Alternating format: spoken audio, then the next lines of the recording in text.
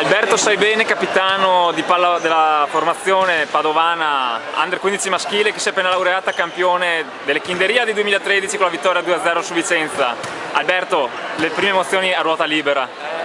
Siamo tutti molto contenti, la squadra ma anche gli allenatori, tutti. Essendo il secondo anno di fila, sempre contro Vicenza, è stata una bella partita secondo me, e giocata punto su punto alla fine, a parte i molteplici ace che ci sono stati.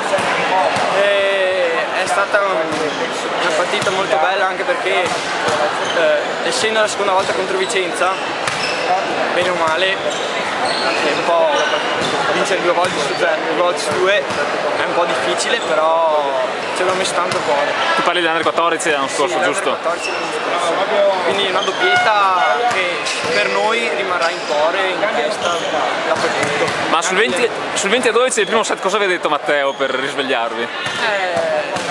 Mi ha cambiato, non lo so, ero andato un po' fuori di testa, non lo so, non riuscivo più a fare niente.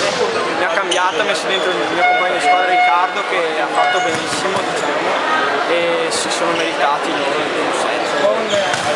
Veramente complimenti alla squadra, perché mi hanno aiutato in tutte le maniere. E proprio questa è una dimostrazione della forza della squadra vostra. Sì, abbiamo un gruppo molto unito, ridiamo moltissimo insieme, infatti siamo una squadra forse una delle più unite, e è bellissimo stare in questa rappresentazione. Adesso insieme alla Coppa che cosa ti porterei via da Vicenza, nel bagaglio dei ricordi?